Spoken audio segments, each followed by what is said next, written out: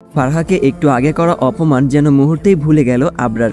মেহেদি পরানোর জন্য হাত বাড়িয়ে দিল ফারহার দিকে, কিন্তু ফারহা ভুলেনি কিছুই, মুখ ঘুরিয়ে অন্যদিকে তাকিয়ে রইল। আইরিন ফারহার কাঁধে আলতো ধাক্কা দিয়ে বলল, কিরে কোন ধ্যানে আছিস? সেম আমার ডিজাইনটা ভাইয়াকেও এঁকে দিবি।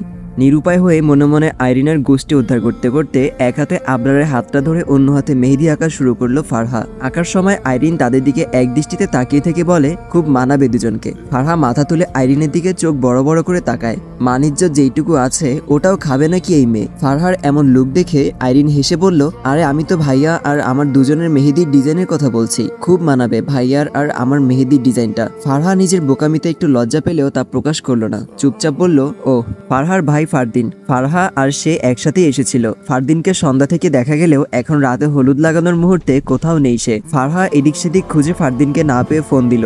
দুইবার রিং হতেই ফোন রিসিভ করে ফারদিন। ফারহা বলে উঠে, সবাই এখানে তোমাকে খুঁজছে, আর তুমি কোথায় গেলে ভাইয়া? আর আবরার ভাইয়া ফোন দিচ্ছে, তুমি ফোন ধরছো না কেন?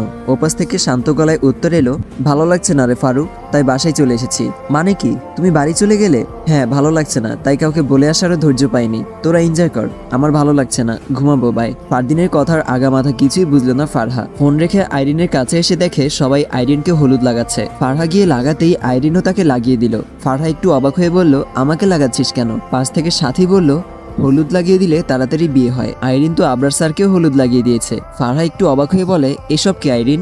আইরিন একটু হেসে বলল, তেমন কিছু না, তোর আর ভাইয়ার বিয়েটা যেন তাড়াতাড়ি হয়ে যায় তাই। ফারহা লাভ দেওয়া কথার মতো বলে উঠল, জীবনেও না, তোর ভাইয়ের মতো ঘাটতে রাখে আমি তো দূরে থাক, জীবনেও কোনো মেয়ে বিয়ে করবে না। তখনই সাথীর ইশারায় ফারহা পেছন ফিরে আবরারকে দেখে একটা শুক্ল ঢোক নিল। সারা মুখে হলুদ মাখায় নাজেহাল অবস্থা। ভেতরে গিয়ে ওয়াশরুমে মুখ ধুয়ে নিল ফারহা। বের হতেই ওয়াশরুমের সামনে সাদাফকে দেখে থমকে যায় সে। পাশ কাটিয়ে চলে আসতে চাইলে সাদাফ দেওয়ালে এক হাত দিয়ে পথ আটকে দাঁড়ায়। ফারহা একটু রাগী লুক নিয়ে বলে, পথ ছাড়ুন আমার। সাদাফ বলল, হ্যাঁ ছাড়বো, ধরে রাখতে আসিনি, অনেকদিন পর দেখেছি তোমায়, কেমন আছো? ফারহার অস্বস্তি লাগছে খুব, বিরক্তি নিয়ে বলল, হ্যাঁ ভালো, পথ ছাড়ুন আমার। সাদাফ আরো ভালো করে আটকে বলল, সেদিন কিভাবে পারলে 2 বছরের সম্পর্ক শেষ করে দিতে? রাগে ফারহার শরীর কাঁপছে, তবুও নিজেকে শান্ত করার চেষ্টা করে বলল, আমি চাইনি, আপনিই বাধ্য করেছেন আমায়। সাদাফ বলল, এই তোমার ভালোবাসা? ফারহা বলল, আপনার ভালোবাসাও কতটা শুদ্ধ ছিল তা তো তখনই প্রমাণ করে দিয়েছেন, আর এই বিষয়ে আমি কোনো কথা বলতে ইচ্ছুক নই। বলেই সাদাফের হাত ধাক্কা দিয়ে সরিয়ে দিয়ে সেখান থেকে হাঁটা ধরে ফারহা। সাদাফ সোজা হয়ে দাঁড়িয়ে তাকিয়ে থাকে ফারহার চলে যাওয়ার দিকে। হলুদ শাড়িতে খুব মানিয়েছে মেয়েটাকে, তার সৌন্দর্যের সাথে শাড়িটা পুরোপুরি মিশে গেল। আচ্ছা, ব্রেকআপের পর প্রাক্তনকে এত সুন্দর লাগে কেন? অনুষ্ঠান শেষ হতে প্রায় রাত 2টা বেজে গেল। শেষ রাতে এসেও বান্ধবীদের জ্বালায় ঘুমাতে পারছে না ফারহা। 4 জন একসাথে আছে মানেই তাদের আলোচনা বিশ্বের বড় বড় গবেষণাগারকেও হার মানাবে। উপায় না পেয়ে ফারহা একটা বালিশ নিয়ে সোফায় গিয়ে শুয়ে পড়ল। এবার একটু ঘুমাতে পারলেই হয়। সকালে ঘুমকাতুর চোখে হাত দিয়ে চোখ কসলাচ্ছে ফারহা। ভোরের আলো ফুটে উঠেছে। রুমের বাইরে কয়েকজন চা নাস্তা নিয়ে দৌড়াদৌড়ি করছে। বাকিরা হয়তো এখনো ঘুম থেকে উঠেইনি। আইরিন, সাথী, সুমাইয়া সবাই এখনো ঘুমাচ্ছে। 3 জন মিলে সারা রাত রুমটা একবার উল্টো করেছে, আরেকবার পাল্টা করেছে। এমন অবস্থা করেছিল 3 জন মিলে। শেষ রাতে ঘুমিয়ে এখন মরার মতো পড়ে আছে। ফারহা আরো কিছুক্ষণ চোখ বন্ধ করে রইল। না, ঘুম আসছে না আর। রুম থেকে বেরিয়ে বাইরে এলো। ফারহাকে দেখে লতা রহমান এগিয়ে এসে বলে, ফ্রেশ হয়েছো? ফারহা 2 দিকে মাথা নাড়ায়। লতা রহমান আবার বলে, ওয়াশরুমে গেলে একপাশে টুথ পাউডার পাবে, ফ্রেশ হয়ে নাও, আমি নাস্তা তৈরি করছি, আর বাকিদেরও ডেকে দিও। ফারহা লক্ষ্মী মেয়ের মতো ঘুমু ঘুমু চোখে একপাশে মাথা কাত করে হ্যাঁসূচক সম্মতি জানালো। শাকচুন্নিগুলো যে মরার মতো ঘুমাচ্ছে, মনে হয় না ডাকলে উঠবে এখন। তাই ফারহা হাঁটতে হাঁটতে ছাদে চলে গেল। দেখে আবরার আগে থেকেই ছাদে হাঁটাহাঁটি করছে।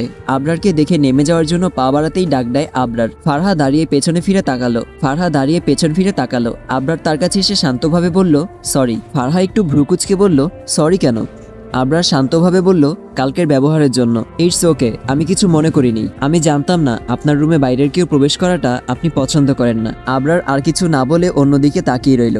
ফারহা আবার বলল, আচ্ছা ওই ছেলেটা আপনার কি হয়? আবরার বলল, কোন ছেলেটা? ওই যে একটু ফর্সা করে লম্বা ব্লু শার্ট পরেছিল, কালকে দেখলাম। ও, সাদাফের কথা বলছো? আমার বাবার বন্ধুর ছেলে। কেন, কি করেছে সে? না কিছু না, এমনি। বলেই নিচে চলে আসলো ফারহা। রুমে এসে বাকি বান্ধবীদের টেনে তুলল। 9টা বাজে, এখনো পড়ে পড়ে ঘুমাচ্ছে। আবরারের অনেক ফোনের কারণে দুপুরে বরপক্ষ আসার একটু আগে আসলো ফারদিন। ফারহা এগিয়ে গিয়ে বলল, এতক্ষণে এলে কেন ভাইয়া, কোনো সমস্যা? আর কালকে এভাবে ফোন কেটে দিলে কেন? প্রশ্নগুলোয় একটু বিরক্তি নিয়ে ফারদিন বলল, এত কথা বলিস না তো, ভালো লাগছে না। বলেই সামনের দিকে চলে গেল। হা হয়ে তাকিয়ে আছে ফারহা। ভাইয়া তো তার সাথে এভাবে কথা বলে না। কাল থেকে ভাইয়ার কি হলো হঠাৎ? সামাজিকভাবে বিয়েটা শেষ হলো, আইরিনকে বিদায় দিচ্ছে সবাই। গতকাল থেকে হাসি খুশি মেয়েটাও এখন কাঁদছে সবাইকে ধরে। আমারও খুব খারাপ লাগছিল। আমাকেও হয়তো একদিন এমন একটা জায়গায় এসে দাঁড়াতে হবে। সাদাফকে গতকাল রাতে দেখেছিল সে, আর বিয়ের আগে দুপুরবেলা এসেছে। ফারহার সাথে কথা বলতে চেয়েছিল বারবার, বাট সুযোগ পাইনি দেখে হয়তো হয়নি। আইরিনকে বিদায় দিয়ে ফারদিনকে খুঁজতে লাগলো ফারহা। ভাইয়ের মতিগতি ভালো লাগছে না তার কাছে।